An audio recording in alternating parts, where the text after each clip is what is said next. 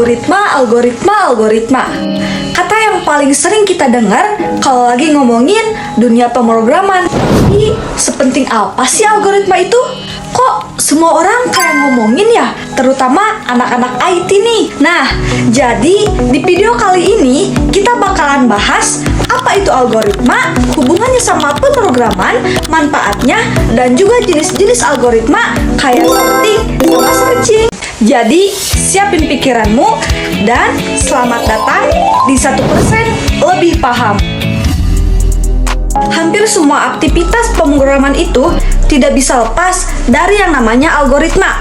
Algoritma ini sudah menjadi dasar dalam membuat suatu program. Jadi, algoritma itu adalah urutan langkah-langkah logis yang dipakai untuk menyelesaikan suatu masalah secara sistematis. Kalau di dunia nyata, algoritma itu kayak resep masakan.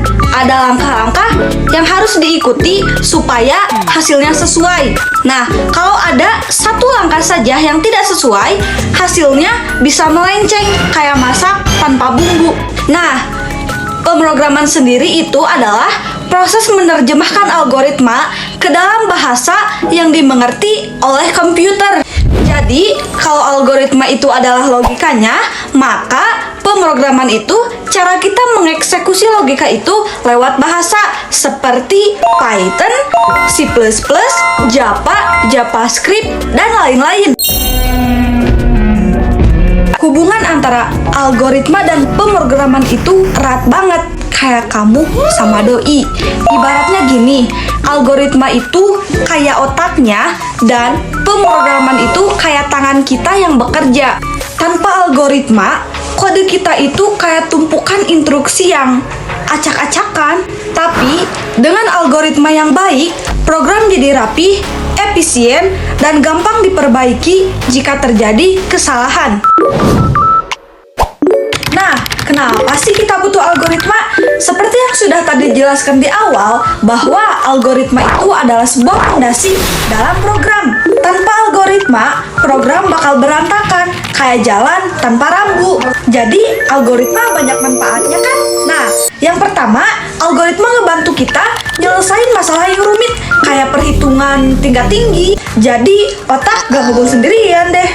Yang kedua, algoritma bisa bikin program yang tadinya ribet bisa jadi lebih efisien, gampang, rapi, dan mudah dipakai. Ketiga, yang paling enak, algoritma itu bisa dipakai secara berulang. Jadi, kita gak perlu nulis kode dari nol secara terus-menerus. Dan terakhir, kalau ada bug, kita tinggal nyari bagian logikanya aja, karena alurnya udah jelas dari awal. Praktis kan teman-teman? Makanya bukan cuma keren di teori, tapi algoritma itu fondasi buat programmer bisa kerja lebih cerdas, bukan kerja lebih capek. Nah, setelah tadi kita bahas definisi, fungsi, sama manfaat algoritma, sekarang kita bakalan bahas secara singkat macam-macam algoritma.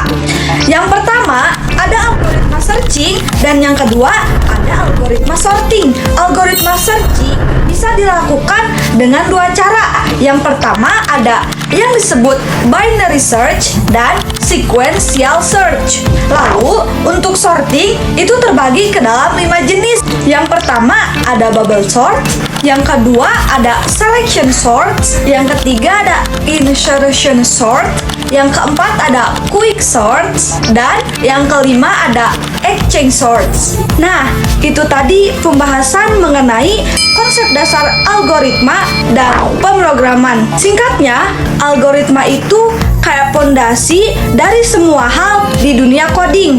Tanpa algoritma, program cuma tumpukan kode tanpa arah. Sekarang, giliran kamu.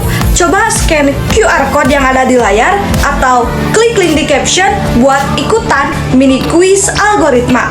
Uji seberapa paham kamu setelah nonton video ini. Jangan lupa juga share ke teman-teman kamu yang lagi belajar ngoding, biar sama-sama 1% makin paham. Sampai jumpa di video selanjutnya.